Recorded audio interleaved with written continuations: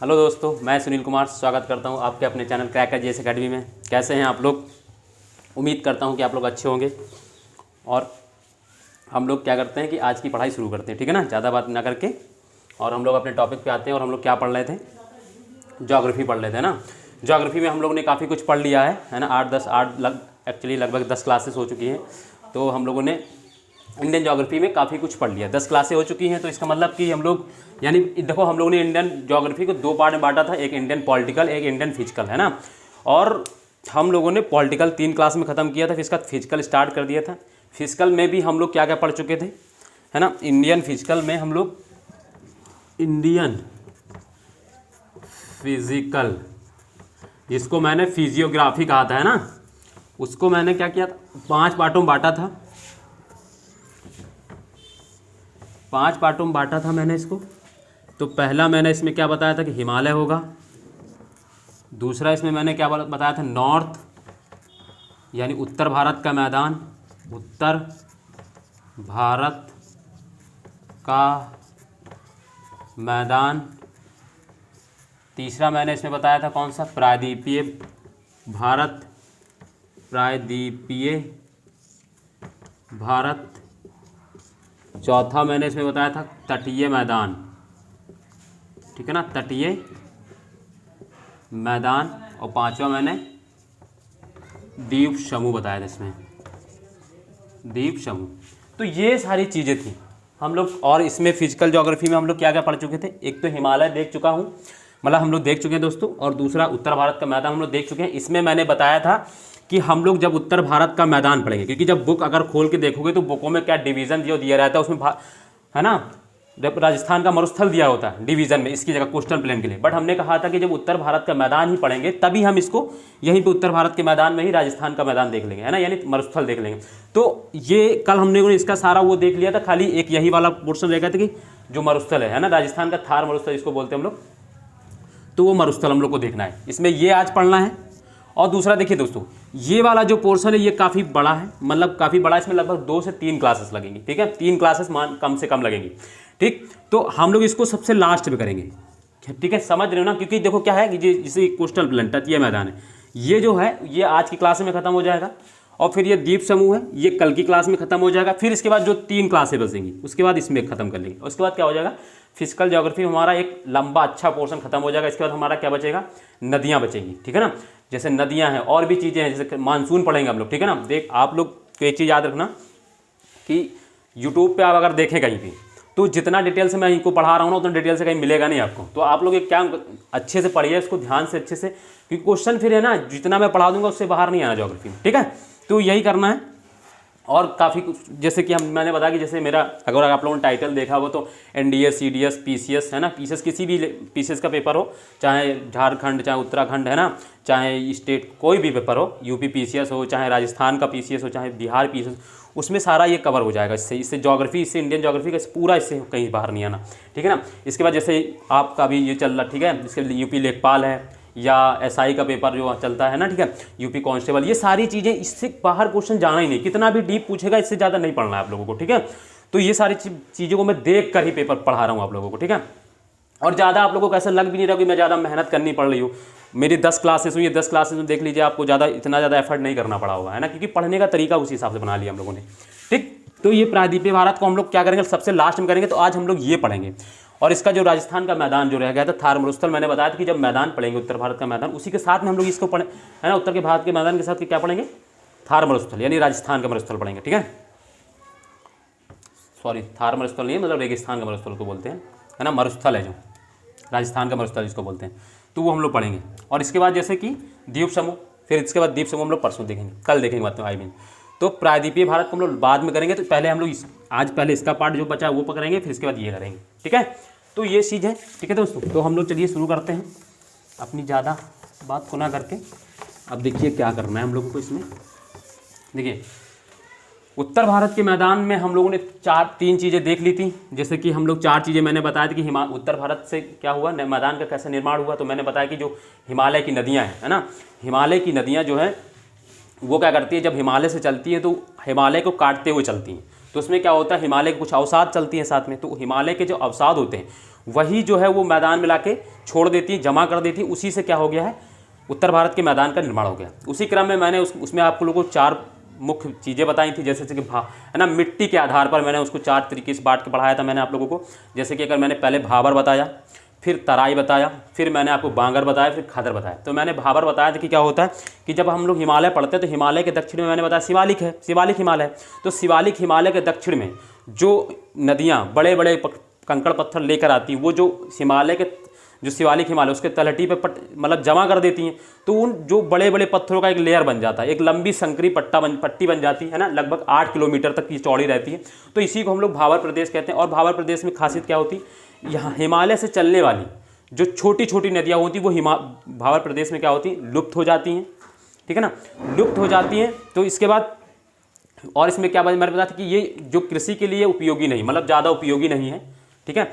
फिर इसके बाद मैंने बताया दूसरा प्रदेश मैंने बताया तराई। तो तराई में मैंने बताया कि तराई में क्या होते हैं, वो जो बड़े बड़े पत्थर के बाद जो छोटे छोटे कण रह जाते हैं, है ना, अवसाद के, वो तराई वाले प्रदेश में छोड़ देती है ना, जो उनसे बन जाता है, जो उन छोटे छोटे पत्थरों जो क्षेत्र बनता है उनको तराई। और इसमें क्या होता है, जो भाबर प्रदेश की जो लुप्त नदियाँ होती हैं वो तराई पर पुनः सतह पर आ जाती हैं। तो तराई के बारे में ये हमने बताया था इसमें, ठीक है। और ये दलदली क्षेत्र होता है, मैंने ये भी बताया था। फिर इसके बाद मैंने बांगर बताया था। बांगर मैंने बताया था कि पुराने जलोढ़ होते हैं, है ना।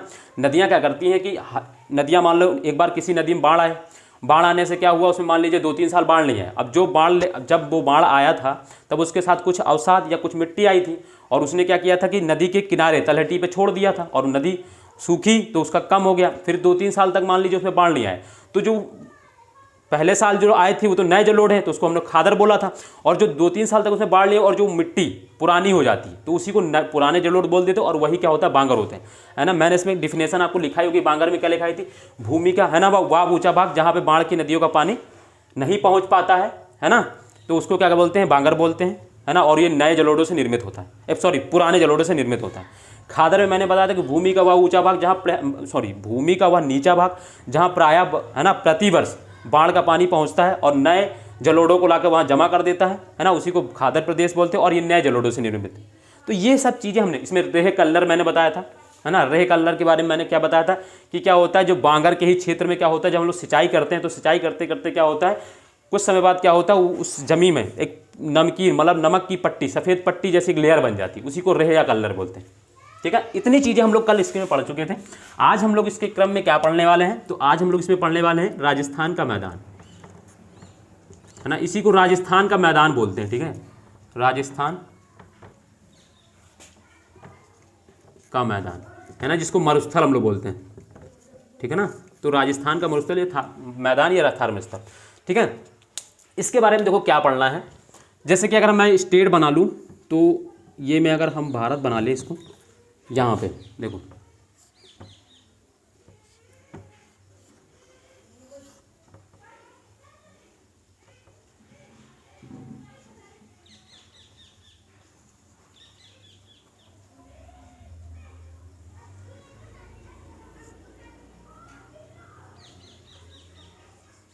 ठीक है ना। इधर का हमको काम नहीं है तो इधर हम ज़्यादा बड़ा इसको नहीं करके ऐसे ही बना लेते हैं बस, ठीक है ना। और इसकी मैंने कहा है कि बार बार प्रैक्टिस करनी है आप लोगों को, तभी ये बन पाएगा। भारत हमारा, प्यारा भारत हमारा, ठीक है ना। तो ये हमारी भारत की बात हो गई, है ना, बन गया भारत हमारा। तो अगर हम बात करते हैं तो देखो ये होता है यहाँ, ये होता है, ठीक है ना। तो इस वाले पार्ट में ये राजस्थान है हमारा, और इस वाले पार्ट में ये, ठीक है ना, ये जो दिख रहा है ना, ये होता है मरुस्थल, ठीक। सॉरी एक सेकंड, गिर जा रहा है बार बार, ठीक है ना। तो ये होता है मरुस्थल। तो इसमें देखो क्या है, ये मरुस्थल की बात कर रहे हैं, तो ये होता है मरुस्थल, ये राजस्थान का मैदान, इसको मैदान उत्तर भारत का ही भाग है, उत्तर भारत के विशाल मैदान का भाग है, और ये क्या होता है मरुस्थल, और ये राजस्थान में, ठीक है ना। तो इसको देखो क्या है कि अगर इसमें मैं लिखना चाहूँ पॉइंट, अगर, है ना, जैसे कि ये मैदान है, तो इसी में देखो क्या होता है, इस जो मैदान में, इस मैदान को क्या करता है, यहीं से 20 से एक क्या होती है, एक रेंज पड़ी हो गया आप लोगों ने, कौन सी रेंज होती है, कौन सी होती है, पढ़ी है ना,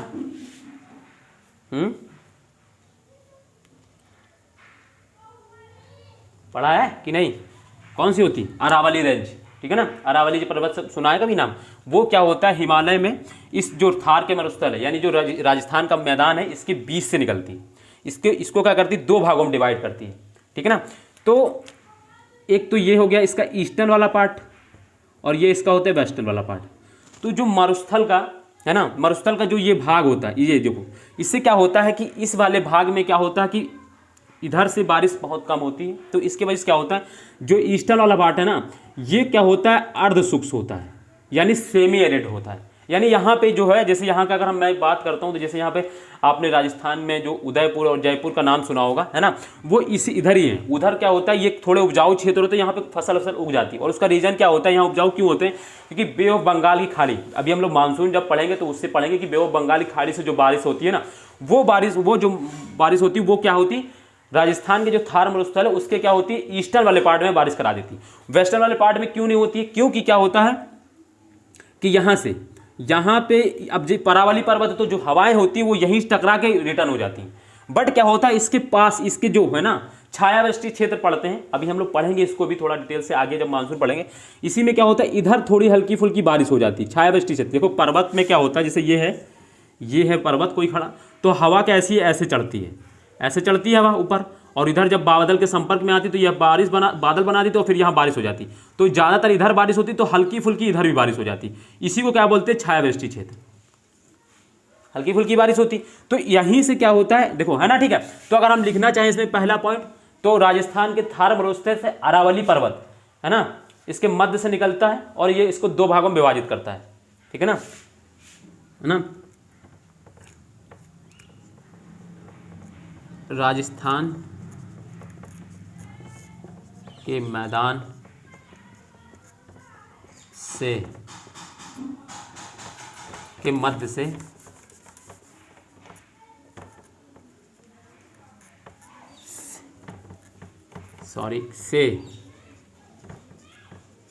अरावली पर्वत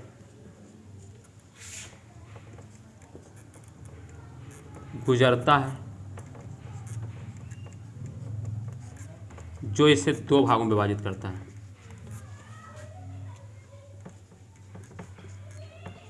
ना। ये एक ईस्टर्न, एक 2 भागों में बांट देता है, या एक ईस्टर्न पार्ट हो जाता है, एक वेस्टर्न पार्ट हो जाता है। समझ में आ ही रहा होगा, इधर ईस्टर्न पार्ट, इधर वेस्टर्न पार्ट, ठीक है ना।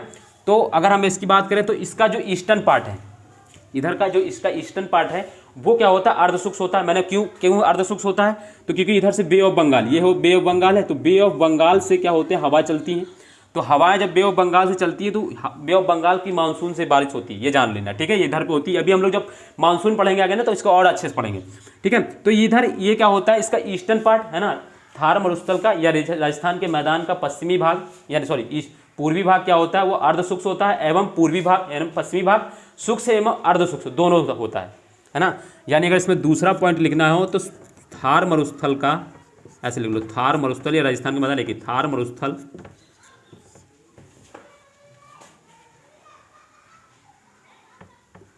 का पूर्वी भाग अर्धशुष्क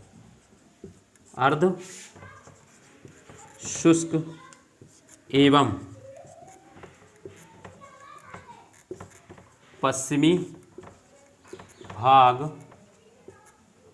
शुष्क होता है। शुष्क मतलब एरिड।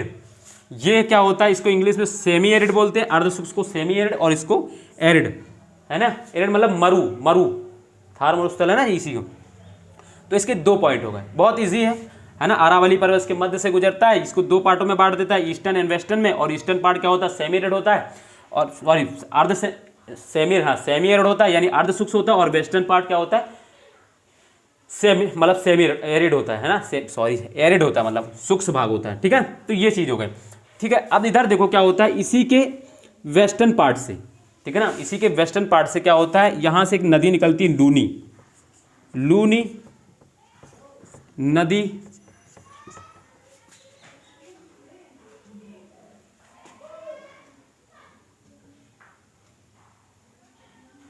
मरुस्थल के लूनी नदी इसके पश्चिमी भाग से निकलती है, भाग से निकलती है। इसमें एक सॉरी इसको थोड़ा और प्यूरिफाई कर लो। इसमें क्या लिखना है, इसमें लिखो, इसको ये लिखो, लूनी इसके पश्चिमी भाग की एकमात्र नदी, ये लिखना है। लूनी इसके पश्चिम की एकमात्र नदी है ना, जो क्या होती है बाद में हनुमानगढ़ी, यहीं पे एक स्थल है हनुमानगढ़ी में जाके विलुप्त हो जाती है ना। तो इसमें ये पॉइंट लिखना है कि लूनी पश्चिमी भाग की एकमात्र नदी है, ये पॉइंट इसमें लिखना है ना। मतलब थार मरुस्थल के पश्चिमी भाग की लूनी एकमात्र नदी है, बस ये पॉइंट लिखना था। इसके बाद इसका खत्म हो जाएगा। इसमें देखो, इसमें क्या है, इसका बस जानकारी रखनी है। इससे क्वेश्चन वन लाइनर में क्वेश्चन तो नहीं आएगा, अगर है ना, इसकी अंडरस्टैंडिंग के लिए ज़रूरी है ये कि राजस्थान का मैदान कहाँ पर है, तो राजस्थान में है, और उसका कुछ भाग गुजरात में भी आता है। ठीक है, इसका जो थार मरुस्थल है या राजस्थान का मैदान, इसका कुछ भाग क्या होता है राजस्थान में, मोस्टली तो ये राजस्थान में है, बट इसका कुछ उत्तरी भाग, जैसे गुजरात का जो उत्तरी भाग है, ये कुछ उसके राजस्थान के मैदान में आ जाता है। दूसरी इसके क्या होता है, राजस्थान के मध्य से, राजस्थान के मैदान, उसके मध्य से अरावली पर्वत निकलती है, जो उसको दो भागों में विभाजित कर दी, जिसको एक पश्चिमी भाग में, एक पूर्वी भाग में। ठीक है, इसका पूर्वी भाग जो होता है अर्ध सेमी होता है, यानी क्योंकि यहाँ से बे ऑफ बंगाल से आने वाली जो हवाएं होती है उसकी वजह से क्या होता है, यहाँ बारिश हो जाती है, तो इसके इसीलिए इसका जो पूर्वी भाग है ये थोड़ा उपजाऊ है। यहीं पे जो आप लोग कभी खेती वेती नाम सुनते हैं तो वो पूर्वी भाग, पश्चिमी भाग, हाँ सॉरी पूर्वी भाग ही है। फिर इसके पश्चिमी भाग क्या होता है, सेमी एरिड होता है, मतलब शुष्क होता है। ठीक है ना, क्योंकि क्या होता है यहाँ पे इधर पे बारिश बिल्कुल भी नहीं होती है। ठीक है ना, हल्की फुल्की, कभी बिल्कुल सेंटीमीटर के बराबर भी बिल्कुल बारिश नहीं होती। ठीक है, तो ये सी चीज़ें हो गई हमारे मरुस्थल के बारे में, समझ में आ गया होगा। कुछ भी नहीं करना है, बस इतना जानना है कि थार मरुस्थल है कहाँ, राजस्थान का मैदान जिसको हम लोग पढ़ते हैं उसी को थार मरुस्थल बोलते हैं। ये कहाँ पर है, राजस्थान में है मोस्टली, तो राजस्थान में बस इसका कुछ भाग क्या होता है, इसका कुछ भाग गुजरात के उत्तरी भाग में स्थित है। ठीक है ना, इसके बाद इसमें लिखना है कि इसके मध्य से अरावली पर्वत निकलता है। अरावली पर्वत क्या करता है, इसको दो भागों में विभाजित कर देता है, एक तो पूर्वी भाग, एक पश्चिमी भाग।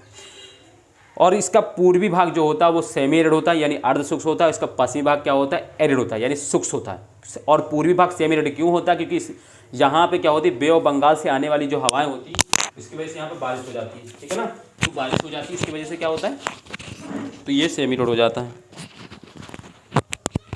ये गिर जा रहा है बार बार, दिक्कत हो रही है। ठीक है, तो ये सारी चीज़ें हो गई हमारी इसमें।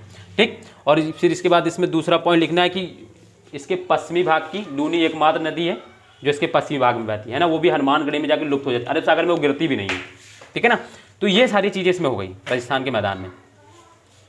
ठीक, बस इसमें इतना थोड़ा सा जानना था, वो भी मैं सोच रहा था कि नहीं स्किप कर दो, बट जरूर स्किप करना है ऐसा, क्योंकि क्या है कि मेरा मकसद क्या है कि आप लोगों को पूरा पढ़ना है, कहीं से भी क्वेश्चन आ जाए किसी भी पोर्शन से, ये भी ना रहे कि बुक में आपको दिखेगा राजस्थान का मैदान और हमने वो पढ़ाया ना हो। तो वो सारी चीज़ें हैं हम कर रहे हैं। ठीक है ना, वो चीज़ जरूरी भी है, इसको जानना जरूरी सबसे मेन चीज़ है। ठीक है ना, तो ये होता है। इसके देखो अभी इसमें हम लोग जब अरावली पर्वत के बारे में अभी आगे पढ़ेंगे, अभी इसको मैंने छुड़वा दिया है। अरावली पर्वत में हम लोग माउंट आबू पढ़ते हैं। ठीक है ना, गुरु शिखर पढ़ते हैं अरावली पर्वत के ऊपर ही। ये चीज़ अभी हम लोग जब क्या करें, हमने क्या बताया था, जब हिमालय पढ़ लेते तो हिमालय की जो पर्वत चोटियाँ थी वो हम लोग ने हिमालय के साथ पढ़ी। ऐसे ही क्या होगा जब हम लोग प्रायद्वीपीय पठार पढ़ेंगे, तो जब प्रायद्वीपीय भाग पढ़ेंगे भारत का, तो प्रायद्वीपीय भाग की जितनी भी महत्वपूर्ण चोटियाँ होंगी वो हम लोग वहीं पर पढ़ेंगे। इसीलिए इसको अरावली को अभी मैंने स्किप कर दिया है। ठीक है ना, तो ये चीज़ है, इसको अभी यहाँ पे जो चीज़, क्योंकि जहाँ जरूरी है वहीं पढ़ना, वरना क्या है कि बुक में तो सब जगह ऐसे लिखा कि सब मिक्स विक्स है, तो वो हमको नहीं करना अभी। ठीक है, तो ये सारी चीज़ें हो गई। तीसरा पॉइंट लिख लिया ना, लूनी नदी के बारे में लिखा कि नहीं लिखा। लूनी इसके पश्चिम में बहने वाली एकमात्र नदी है ना, तो ये चीज़ हो गई। अब इसके बाद देखो, अब हमारा मेन टॉपिक जो आता है उस पर आते हैं। उसको बस ज़्यादा उसको क्या करना है, आप लोग को लिखना नहीं है। जो मैं टॉपिक कराने जा रहा हूँ उसमें टॉपिक्स कुछ भी लिखना नहीं है, बस आपको उसको क्या करना है, जैसा मैं मैप बना रहा हूँ वैसा ही बस बना लेना है। और फिर मैंने क्या बताया, इसमें पढ़ेंगे हम लोग क्या कर पढ़ेंगे, तटीय मैदान, तटीय मैदान यानी कोस्टल प्लेन। ठीक है ना, देखो क्या है, यहाँ पे बना देते हैं और जितना ज़रूरी है उतना ही बनाएंगे हम लोग। ठीक है,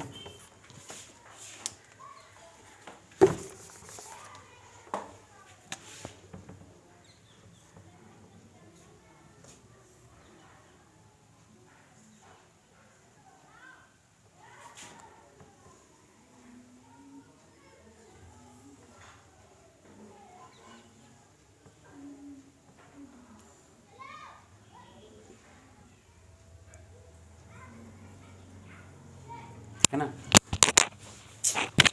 यार, क्या दिक्कत है।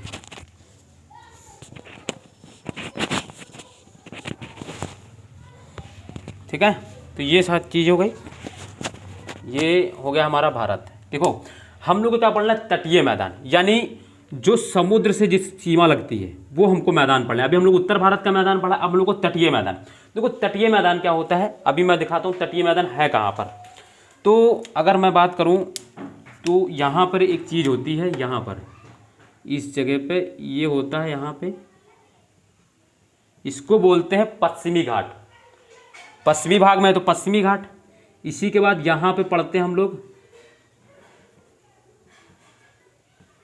पूर्वी घाट। तो ये है पूर्वी घाट, ठीक है ना, यहाँ तक पूरा। ये पश्चिमी घाट है, ये पूर्वी घाट। तो पश्चिमी घाट के पश्चिम में इधर तट है, ये जो है ये चीज, और ये, ठीक है ना, ये यहाँ भी होता है, यहाँ पे भी ऐसे ये, ठीक है ना। तो यहाँ से ये इधर नहीं, इधर तो मैदान है, ये वाला पार्ट, ठीक है ना। ये तो यहाँ से देखो, ये पूरी जो चीज़ दिख रही है ये आपका होता है तटीय मैदान, ठीक है ना। इधर आप इसको ले लो, थोड़ा वेस्ट बंगाल थोड़ा आता है। तो ये चीज़ है, ये जो चीज़ है ये दिख रही है ना, जो मैंने रेड कलर से बनाई, ये तटीय मैदान होता है। और ये जो ब्लू कलर से, ये पश्चिमी घाट, ये पूर्वी घाट है और ये पश्चिमी घाट है। तो ये चीज़ अभी हम लोग आगे पढ़ेंगे, आगे जब हम लोग प्रायद्वीपीय पठार पढ़ेंगे या प्रायद्वीपीय भारत पढ़ेंगे तब इस चीज़ों के बारे में हम लोग पढ़ेंगे, बट अभी ये जरूरी है। तो तटीय मैदान क्या होते हैं, ये हैं तटीय मैदान। देखो क्या होते हैं, जो पश्चिमी घाट एवं पूर्वी घाट के पश्चिम में उसके समानांतर, या उसके पश्चिम या पूरब में उसके समानांतर विस्तृत होते हैं, ठीक है ना। इनमें देखो क्या करना है, हम लोग पश्चिमी घाट जो तटीय मैदान है, कोस्टल प्लेन है, यानी इनको क्या करते हैं, दो पार्ट में बांट सकते हैं, दो पार्ट में बांटते हैं। तो देखो इसका पहला क्या होगा, इसको पहला बांटेंगे तो पहला क्या होगा, देखो ये इधर है, इसको ये क्या बोलते हैं, अब जैसे ये बोलो यहाँ पे अरब सागर है, अरब सागर है, ठीक है ना, अरब सागर है। और यहाँ पे क्या है, बे ऑफ बंगाल है, यानी बंगाल की खाड़ी है, ठीक है। तो इधर देखो ये कौन सा भाग है, तो ये पश्चिमी भाग है, तो इसको वेस्टर्न, ठीक है ना, ये पश्चिमी घाट हो गई। और इधर क्या है, ये पूर्वी भाग है इसका। तो इसको दो पार्ट में बांट सकते हैं ना तटीय मैदान को। तो एक हम लोग बोल सकते हैं कि पश्चिमी तटीय मैदान, पश्चिमी तटीय मैदान, ठीक है। फिर दूसरा इधर क्या लिख सकते हैं, इधर ये पूर्व है तो पूर्वी तटीय मैदान, पूर्वी तटीय मैदान, हो गया ना, समझ में आ गया। तो मैदान देखो ये होते हैं, और इनका मैंने अलग अलग करके बांट दिया, ये पूर्वी है और ये पश्चिमी है। तो दो तटीय मैदान को भी हम लोग दो पार्ट में बांट सकते हैं, एक तो पश्चिमी तटीय मैदान, दूसरा पूर्वी तटीय मैदान, ठीक है। तो अगर आप देखो पश्चिमी तटीय मैदान में कौन कौन सी चीज़ आती है, पहले देखो इसमें, और इसको देखो, फिर इसको मैं हम लोग पश्चिमी तटीय मैदान में 3 मैदान पढ़ेंगे। तटीय मैदान में 3 मैदान, एक तो प्रायद्वीपीय मैदान, काठियावाड़ का मैदान, कौन सा,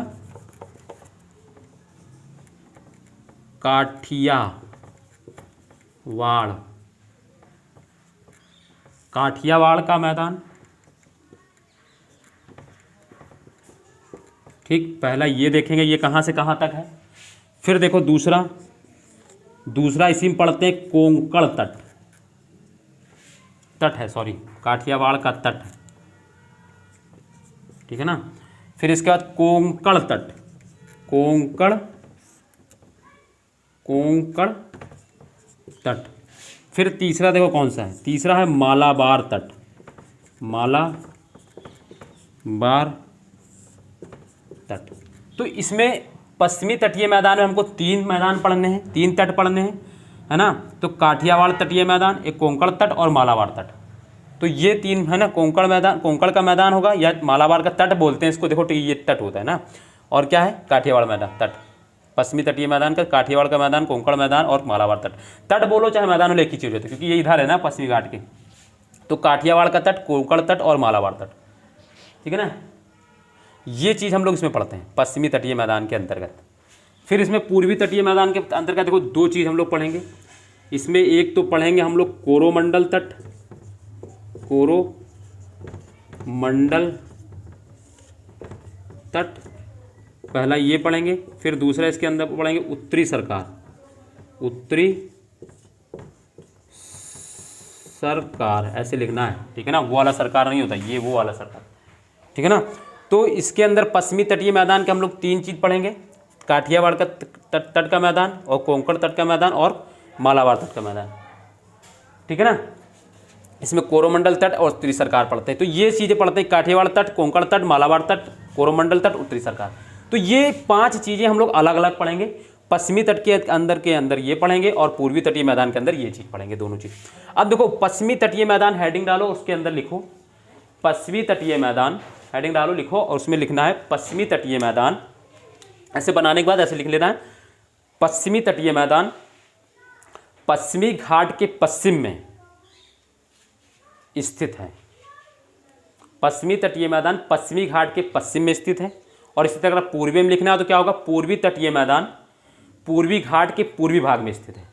यह डिफिनेशन है। देखो कैसे, पश्चिमी तटीय मैदान पश्चिमी घाट के, यानी ये पश्चिमी घाट मैंने बताया ये होता, इसके पश्चिम में। अब देखो इसके पश्चिम में है ना, तो पश्चिमी तटीय मैदान पश्चिमी घाट के पश्चिम में स्थित है एवं पूर्वी तटीय मैदान पूर्वी घाट के पूर्वी भाग में स्थित है। तो ये दोनों की डिफिनेशन हो जाएंगी। देखो यहीं से ही लिख लेना, कहीं बुक से कुछ नहीं करना है, वरना बुक से याद करना कि कैसे क्या होता है ना। ये डिफिनेशन हो गई, ठीक। अब इसके बाद क्या, बस दोनों में बस इतना ही लिखना है, बस ये डिफिनेशन एक बार इनको लिख लेना, उसके बाद कुछ भी नहीं लिखना है बुक में। अब जो मैं यहाँ बनाऊंगा और जो मैंने यहाँ बांट के बनाया वो लिखना है बस, और जो मैं यहाँ बनाऊंगा उसको बनाना है वैसे एज इट इज़ वैसे, ठीक है ना। तो ये सारी चीज़ों का अब मैं देखो ये तो समझ गए होंगे आप लोग, तो इसको मैं मिटा दे रहा हूँ क्योंकि इनका मुझे काम नहीं है, जिनका मुझे काम है तो वो मैं करता हूँ पहले। फिर ये मुझे काम नहीं, ये बे बंगाल का मुझे अभी काम नहीं है, अगर आपको पता होना चाहिए ना तो ज़रूरी है ना। तो ये सारी चीज़ें हो गई। तो देखो यहाँ पे एक चीज़ होता है, यहाँ पे क्या होता है, कक्षकरण। यहाँ पे होता है ये जो भाग होता है इसको बोलते हैं कक्षकरण। अगर इंग्लिश में मैं लिखूँ KUCTCH कक्ष, सॉरी रन ऑफ कक्ष होता है, हिंदी में लिख लेना या इंग्लिश में लिखना है तो रन ऑफ कक्ष होता है। रन डबल एन होता है, रन ऑफ कक्ष। अरे यार, कक्ष यानी कक्ष,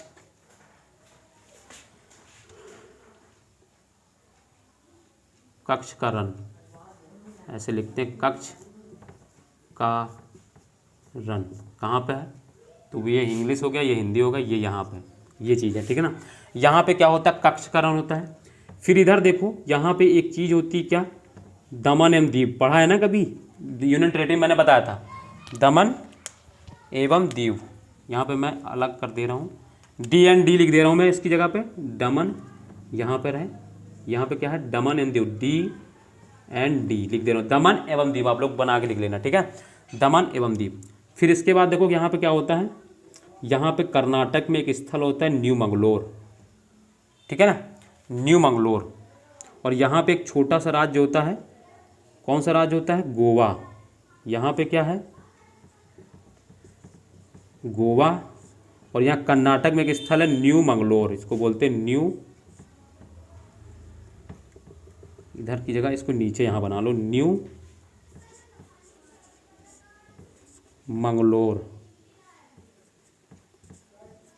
ठीक है ना, न्यू मंगलोर। ये पहले हम लोग पश्चिमी तट के मैदान की बात कर लेते हैं, फिर इसके बाद उधर आ जाएंगे, ठीक है। तो कक्षकरण ठीक है ना। यहीं पे एक तो आपको खंबाती खाड़ी, उसका मुझे हम लोग को काम नहीं, तो कच्छ का रण, दमन एवं दीव, यहाँ पे एक यूनियन टेरिटरी वो आपको याद होगा। फिर गोवा यहाँ पर होता है, यहाँ पे कर्नाटक में एक स्थल है न्यू मंगलोर, और फिर यहाँ पे एक चीज़ है कन्याकुमारी, ये तो मैंने पढ़ाया, कन्याकुमारी एक डिस्ट्रिक्ट है तमिलनाडु में, ठीक है ना। तो ये कन्याकुमारी, तो ये चीज़ है इनके बारे में। तो देखो क्या होता है, एक मैदान होता है यहाँ से, ये जो मैंने बनाया देखो ये चीज़ पढ़ रहे हैं, तो इसको मैं ऐसे करके, एक ये जो होता है ये, ठीक, ये इसको बोलते हैं काठियावाड़ तट। आप समझ में आ गया होगा, इसको बोलते हैं काठियावाड़ तट। एरो बना दिया मैंने, इसको ऐसे लिख लेना, काठियावाड़ तट। फिर यहाँ से लेकर, कहाँ से, दमन एवं दीव से लेकर न्यू मंगलोर तक के तट को बोलते हैं कोंकण तट। दमन एवं दीव से न्यू मंगलोर तक जो क्षेत्र है उसको बोलते हैं कोंकण तट। अब ये देखो, इसमें अगर जैसे लिखना है रन की काठियावाड़ तट का अगर लिखना है तो लिखो काठियावाड़ तट का क्या लिखना है, यहाँ रन के कच्छ के रन से लेकर दमन एवं दीव तक विस्तृत है, बस ये पॉइंट है, हो गया एक वो। बस इसके बाद फिर कोंकण तट के बारे में लिखना है, तो यहाँ दमन एवं दीव से लेकर न्यू मंगलोर तक विस्तृत है, ये इसके बारे में कोंकण तट के बारे में हो गया। फिर इसके बाद देखो अब मालाबार तट, तो मालाबार तट जो है वो देखो मैं रेड पेन से बना रहा हूँ, न्यू मंगलोर से लेकर कन्याकुमारी तक, ये हो गया मालाबार तट। कौन सा है मालाबार तट, न्यू मंगलोर से लेकर कन्याकुमारी तक जो क्षेत्र विस्तृत है, जो तट है उसको मालाबार तट बोलते हैं, ठीक है ना। उसको दोनों देखो सब में लिखना है तो लाइन में बना के लिख लो, काठियावाड़ तट में क्या लिखना है, या रन के कच्छ से लेकर दमन एवं दीव विस्तृत है, या गुजरात से लेकर दमन एवं दीव तक विस्तृत है। स्टेट से पूछे तो बता सकते हो, और वैसे पूछे तो भी बता सकते हो।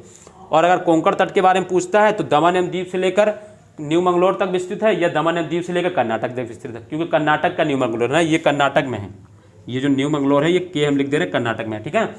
फिर इसके बाद अगर हम मालाबार तट पूछे हैं तो कहाँ पे होता है, तो ये क्या होता है, न्यू मंगलोर से लेकर कन्याकुमारी, यानी कर्नाटक से नीचे केरल में, तमिलनाडु है ना, जो तमिलनाडु और ये केरल, ठीक है, यहाँ तक कन्याकुमारी तक विस्तृत। तो ये सारी चीज़ें हो गई, ठीक। तो ये हो गया हमारे इधर पश्चिमी तट के मैदान की बात तो हो गई, और कुछ भी नहीं लिखना है इसमें, ऐसे ही बना लोगे ना तो भी 2 मिनट में बन जाएगा। फिर इसके बाद देखो इधर आते हैं हम, कोरोमंडल तट की बात करते हैं हम, ठीक है ना। वो अब इसे पूर्वी तटीय मैदान की बात करते हैं, तो पूर्वी तटीय मैदान में मैंने बता दिया क्या लिखना है, कि अब पूर्वी घाट के पूर्वी भाग में स्थित एक मैदान है ना। अगर पूर्वी घाट में, अगर पूर्वी तटीय मैदान की अगर डेफिनेशन लिखना है तो यह पूर्वी घाट के पूर्वी भाग में स्थित एक तटीय मैदान है, बस इतना लिख देना। फिर इसके बाद देखो इसमें देखो क्या होता है, इसमें यहाँ पे, ठीक, उड़ीसा के ऊपर पास से यहाँ पे एक नदी बहती है, महानदी, ठीक है ना। महानदी यहाँ से एक नदी बहती है, नाम सुना होगा है ना। महानदी के बारे में हम पढ़ाएंगे अभी, एक जब हम लोग पढ़ेंगे ना तब ये छत्तीसगढ़ झारखंड से होते हुए है ना, उड़ीसा में होते हुए ऐसे निकल जाती है। तो यहाँ पे महानदी हम लोग पढ़ेंगे, छत्तीसगढ़ से होते हुए आती है उड़ीसा में, ठीक है। तो यहाँ पे एक नदी होती है महानदी। फिर इसके बाद यहाँ से एक नदी निकलती है कृष्णा, ठीक, एक नदी निकलती है यहाँ से कृष्णा। ये कौन सी नदी है, लिखना चाहो तो लिख लो, ये जो नदी होती है महानदी, और ये जो नदी होती है, यह कौन सी नदी, ये कृष्णा। ये दोनों नदियाँ, अभी नदियाँ हम लोग बहुत डिटेल से पढ़ेंगे, एक ही चीज़ है, ठीक है ना। तो यहाँ से देखो अब इसमें लिखना है, तो ये वाला जो देखो ये क्षेत्र होता है महानदी से जो कृष्णा के बीच का जो क्षेत्र होता है, महानदी से और जो कृष्णा के बीच का क्षेत्र होता है उसको बोलते हैं उत्तरी सरकार। क्या बोलते हैं, उसको बोलते हैं उत्तरी सरकार। महानदी से कृष्णा के बीच का जो क्षेत्र होता है उसको बोलते हैं उत्तरी मैदान, उत्तरी सरकार, यानी वो उत्तरी तटीय मैदान होता है। वो पूर्वी तटीय मैदान का जो उसको जो 2 भागों में बांटा गया है, उसके ऊपर वाले भाग को उत्तरी सरकार बोलते हैं, नीचे जो होता है उसको कोरोमंडल तट बोलते हैं, ठीक है ना। फिर ये कृष्णा नदी से लेकर कन्याकुमारी तक का क्षेत्र जो होता है ये होता है कोरोमंडल तट,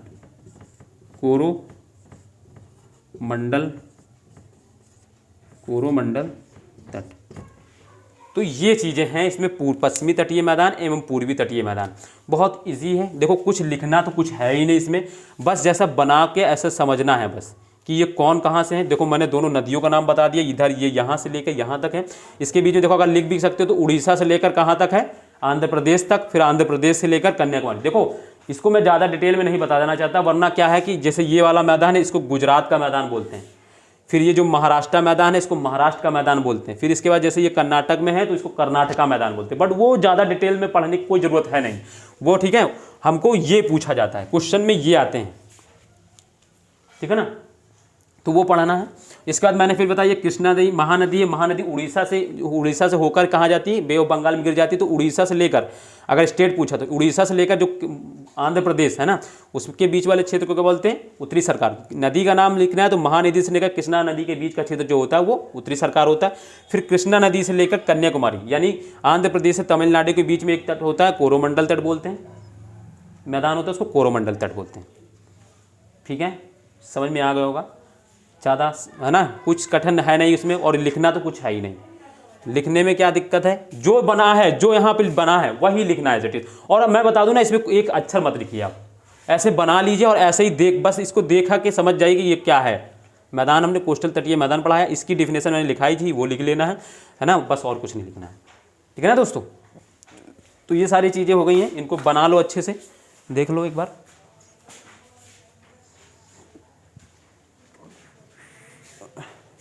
ठीक दोस्तों, बना लो इसको फटाफट।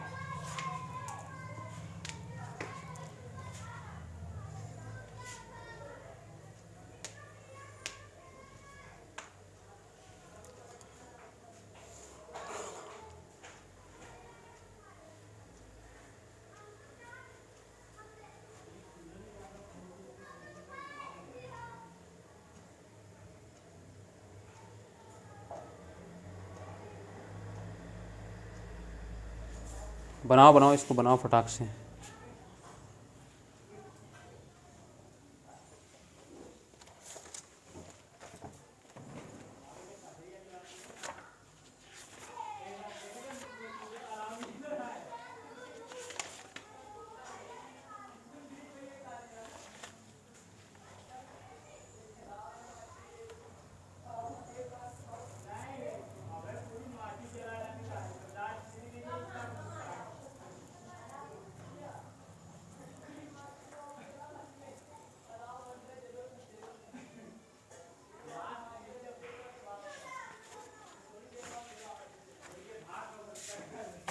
ठीक है दोस्तों, हो गया होगा, ठीक है ना। इसमें कुछ भी लिखना नहीं है, बस इसमें ऐसे समझ लेना है, इसको ऐसे करके कर लेना, ठीक है ना।